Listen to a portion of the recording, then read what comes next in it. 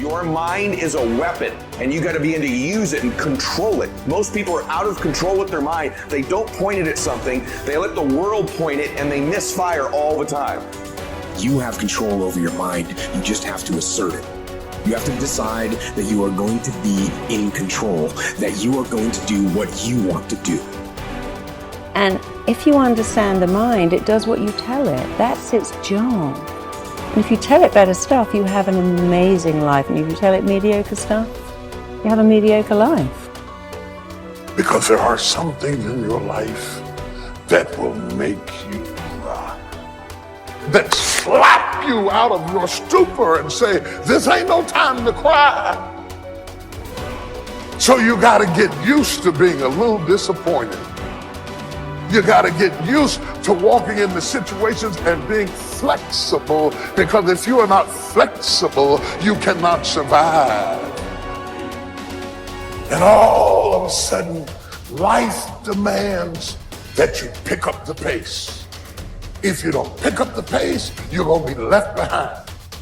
Because almost all problems can be solved if only you take the time to see them and think them through. That's very easy to understand and it's very easy to say, but it takes strong character to put it into practice. You live in a world that's flat and two-dimensional. In other words, the impatient person lacks all sense of perspective. Perspective lets you measure your plans and current events against things that have already occurred and also against your desires and aspirations for the future. Then and now, here and there, near and far, need and know, watch and wait. These are the dual optics that allow the patient man to see in stereo, where the nearsighted person sees only the present, or the dreamer sees only an imaginary future, and more likely than not, trips over his mistakes trying to get there.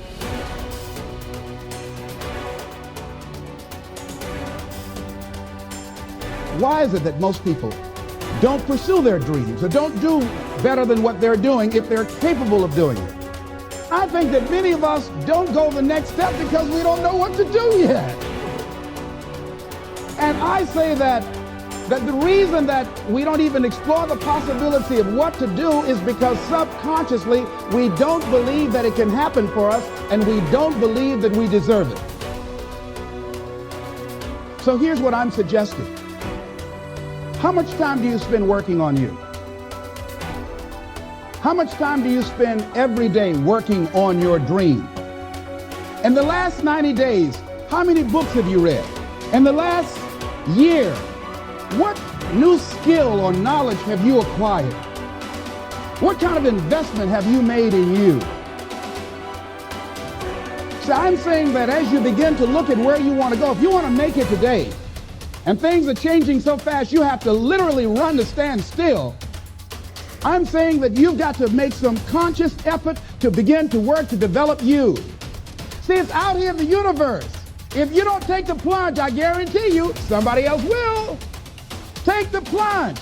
Go into action. And ladies and gentlemen, you will be surprised at how things will come together. You'll be surprised. Now, you're going to have some difficult challenges. I can tell you that now. Be aware of that. Things are not going to work out exactly right. For a time, they will, sometimes. And that's when life is just playing a game with you. Ladies and gentlemen, go into action with your dream. And don't avoid where the fights are. Get in the midst of the fight and get some hickeys on your head. Get knocked down so you can learn how to fight, so you can hold your position. See, most people don't get out in the arena of life because they don't want to fight. Most people don't get out there because they don't want to get knocked down. They don't want to be dropped to their knees. But see, you're going to be dropped whether you're on the field or whether or not you're sitting on the sidelines. You're going to be dropped. So at least get dropped for something. Don't get knocked down while you're sitting down. See, that's how most people are spectators in life. You don't want to be a spectator. You want to get out in the field where the action is. And you will be amazed.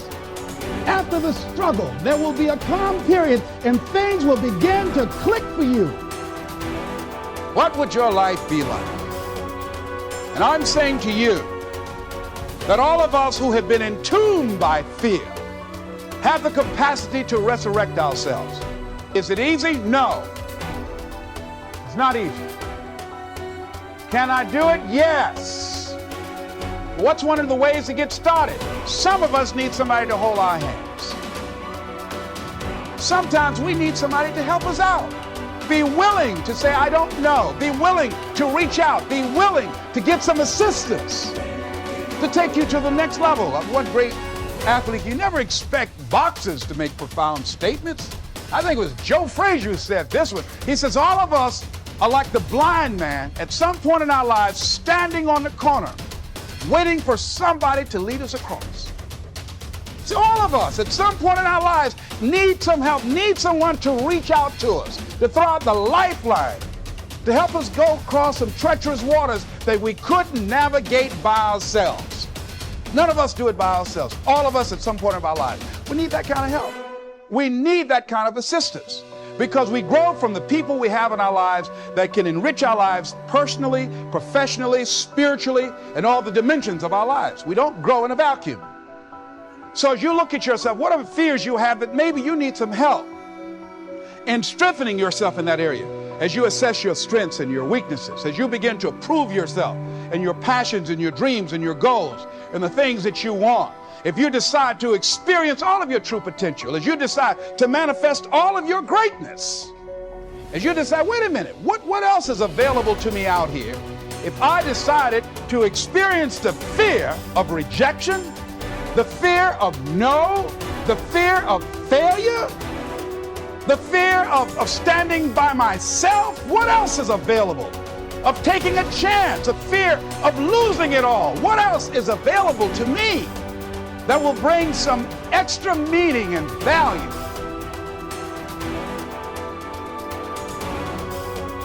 Receiving is not the problem. You don't have to work on receiving. It's automatic. So if receiving is not the problem, what is the problem? It's failing to ask. The man says, I see it now. I got up every day this year and hit it hard, but nowhere in my house is there a list of what I want from my life. Can you see? Good worker, poor asker. Third, receiving is like the ocean. There's plenty, especially in this country. It's like an ocean here. Here, success is not in short supply. It isn't rationed so that when you step up to the window, it's all gone. No, no. Well, if that's true, what is the problem? Well, the problem is some people go to the ocean with a teaspoon. Have you got the picture? A teaspoon. What I suggest you do in view of the size of the ocean is trade your teaspoon for at least a bucket. And you will look better at the ocean with a bucket. Kids won't make fun of you. Now, here's something else to remember about asking. There are two ways to ask. One is ask with intelligence. It didn't say ask intelligently, but I'm sure it meant that. Don't mumble. You won't get anything by mumbling. Be clear, be specific. Intelligent asking means how high, how long, how much, when, what size, what model, what color. Describe what you want. Define it. Remember, well-defined goals are like magnets. The better you define them, the stronger they pull. And give your goals purpose. Answer both questions. What do I want? That's the object. And the second question, what for? That's purpose. Purpose is stronger than object. What you want is powerful and it will pull. But what you want it for is more powerful. Let me ask you a simple question. What makes you happy? The thing that makes us happy are the things that we're passionate about. I really like, and when they say that, their face lights up. Then why don't you do more of that? Well, I can't because, then you don't want to be great. You're not ready to be great. You want to be good. You want to be okay. But you don't want to be great. Because great takes work. Great takes a level of discipline that is distraction-free. All it takes is somebody wanting to take a step. And there are certain things that a lot of people in this world are sitting there thinking in their mind, and they're just not gonna do. Like, I used to always try to pull a lot of people and be like, you know what, you can do this. But the people that hear that motivation over and over again, sometimes they take that step. Some people just have it in them. Early, it just starts. And they just get in the muscle memory of just doing things. And if you fail, so what?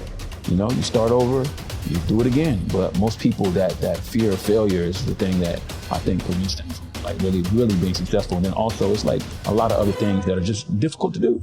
You know, when you tell people the answer to success, it's a lot of hard stuff. You got to work hard, right? Nobody wants to hear that. Everybody wants a shortcut, you know? Some people understand that. They appreciate the progress, you know? If you tell people right now, hey, if you want to lose this many pounds, this is what you got to do. There's no short solution. What do I think of people that say, find your passion? I will say they mean very well, but they don't understand what passion actually is. So I think because a rare breed of individual develops a passion when they're young, they then mistake it for, I found my passion, but that's not really true. Every day you just get up and I don't fear anything, but I worry about everything. And the day you stop worrying in good times, the paddle will get you behind. And so the greatest things are in life, I know you're only a few steps or a few incidents away from something bad happening. Never